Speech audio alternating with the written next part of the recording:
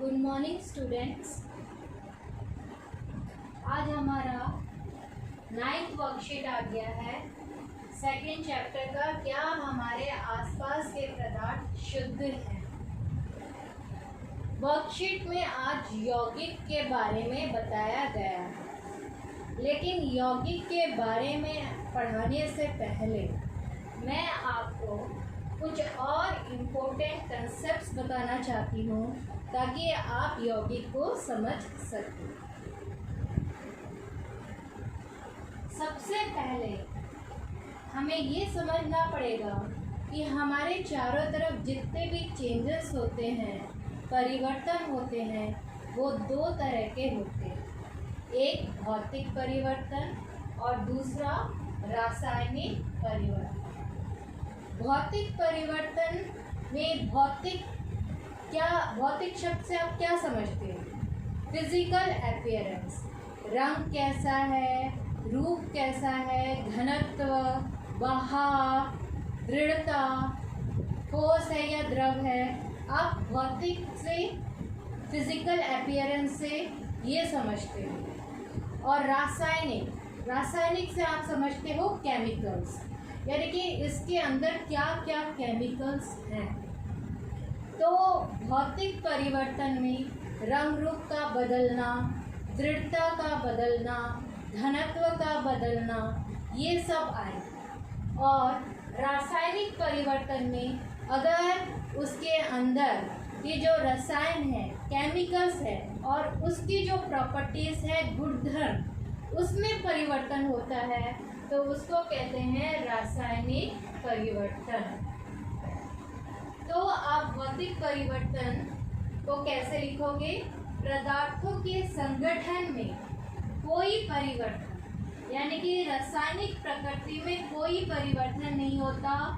वो पदार्थ के अंदर जो भी उसका केमिकल कॉन्स्टिट्यूएंट है वो नहीं बदलते, वो वैसे ही रहते हैं। अगर बदलता है तो रंग, रूप, दृढ़ता, घनत्व, ये सब बदलते हैं। इसमें आपका काटना, जैसे पेड़ों का काटना, फलों का काटना, कागज़ का फाड़ना, और ये सब। और एक इम्पोर्टेंट चीज़ आती है इसमें, अवस्थाओं का अंतः रूपांतरण होना। यानी कि अगर बर्फ़ जो है वो ठोस है, उसको हम थोड़ी देर के लिए बाहर छोड़ दें तो वो पिघल के क्या हो जाएगा? पानी हो जाएगा। फिर से हम उसे गर्म करें तो वो वाष्प में बदल जाएगा। तो ये इसके भौतिक रूप में परिवर्तन हुआ है। लेकिन बर्फ हो या भाप हो या वाष्प हो, उसका रासायनिक फॉर्मूला क्या रहेगा? H2O, hydrogen plus oxygen. उसमें कोई परिवर्तन नहीं होगा। तो जो अवस्था में परिवर्तन हो रहा है वो भी आपके भौतिक परिवर्तन में आता है। लेकिन रासायनिक परिवर्तन इसके विपरीत होता है। अगर पदार्थ के अंदर जो रसायन है उन्हीं को बदल दिया जाए, जिससे उनके रासायनिक गुणधर्म में परिवर्तन हो जाए और हमें एक नया पदार्थ मिले, तो उसे हम कहते हैं रासायनिक परिवर्तन। जलने के लिए हमें ऑक्सीजन चाहिए। किसी भी चीज़ को आप जलाओ। कागज़ का फाड़ना अगर भौतिक परिवर्तन है, कागज़ का जलाना रासायनिक परिवर्तन है।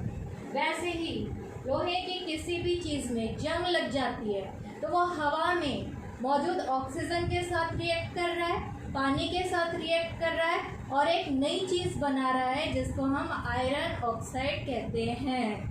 और उसका गुणधर्म भी अलग होता है, वो ब्राउन कलर का होता है। सबने जंग देख रखी है। तो हमें एक नया पदार्थ मिल रहा है, तो जंग लगना एक रासायनिक परिवर्तन होगा। तो ये भौतिक परिवर्तन और रासायनिक परिवर्तन में अंतर था। उसके बाद अब तक हम पढ़ चुके हैं कि पदार्थ, हमारे चारों तरफ जितने भी पदार्थ हैं उनको हम दो तरह में बांट सकते हैं। एक है शुद्ध पदार्थ और दूसरा है मिश्रण। तो मिश्रण के बारे में हमने सबसे पहले पढ़ा था और हमने जाना था कि मिश्रण जो है दो प्रकार के होते हैं, समांगी मिश्रण, विषमांगी मिश्रण। समांगी मिश्रण में बनावट जो होती है वो समान होती है, जैसे हमारा विलयन, जैसे चीनी प्लस पानी। लेकिन विषमांगी मिश्रण में बनावट जो होती है असमान होती है, और यह दो प्रकार के होते हैं, निलंबन जैसे रेत प्लस पानी और कोलॉइड जैसे दूध। अब शुद्ध पदार्थ में हमने पढ़ा था तत्व। तत्व भी मैंने 3 भागों में बांटे थे, धातु, अधातु, उपधातु। और तत्वों में आते हैं हाइड्रोजन, ऑक्सीजन, कार्बन। ये हमारा शुद्ध पदार्थ है। अगर यही तत्व आपस में मिल जाए तो उसको हम कहते हैं यौगिक, जैसे H2O, जल। जल एक यौगिक का उदाहरण है। तो आज का हमारा वर्कशीट जो है वो यौगिक के बारे में है।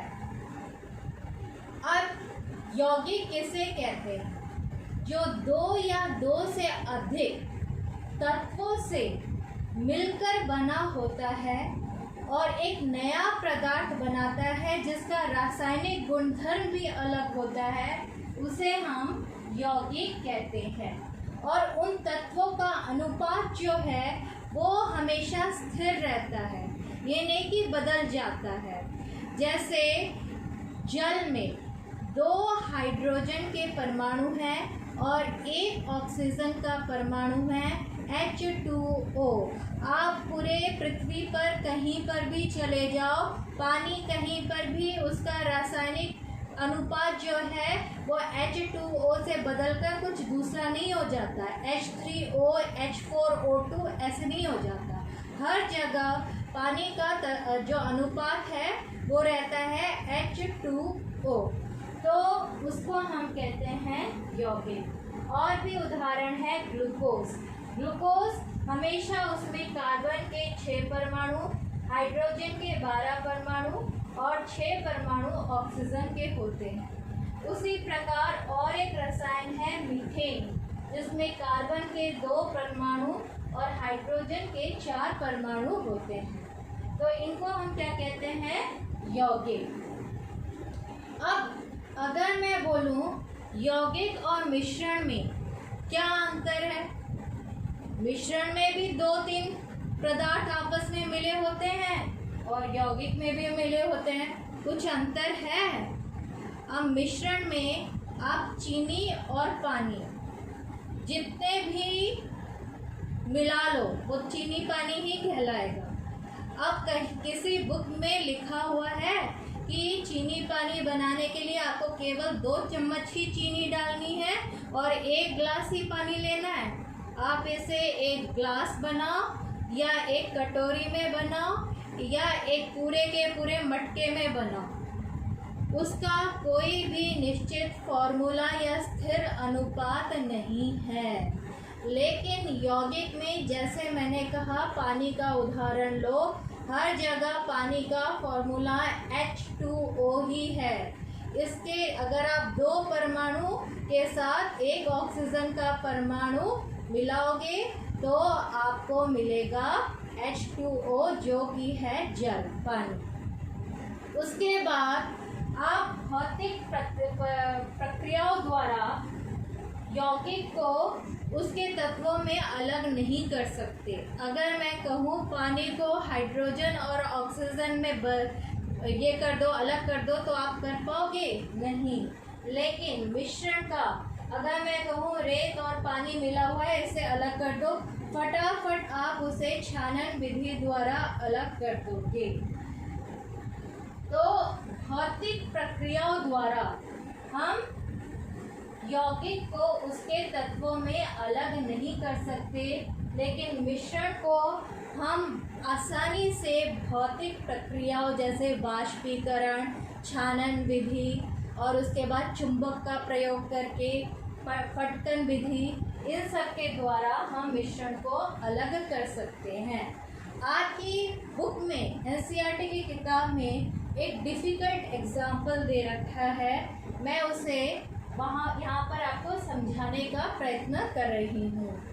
देखिए, यौगिक और मिश्रण दोनों को समझाने के लिए उन्होंने कहा है कि लोहे का चूर्ण लो, लोहा तो आपने सबने देख रखा है, उसका चूर्ण लेना है और सल्फर का चूर्ण लेना है। सल्फर का चूर्ण पीले रंग का पाउडर होता है। सबसे पहले मिश्रण के लिए उन्होंने कहा कि इन दोनों चूर्ण को मिला दो। आपने मिला दिया, लोहे का और सल्फर के पीले रंग के पाउडर को मिला दिया।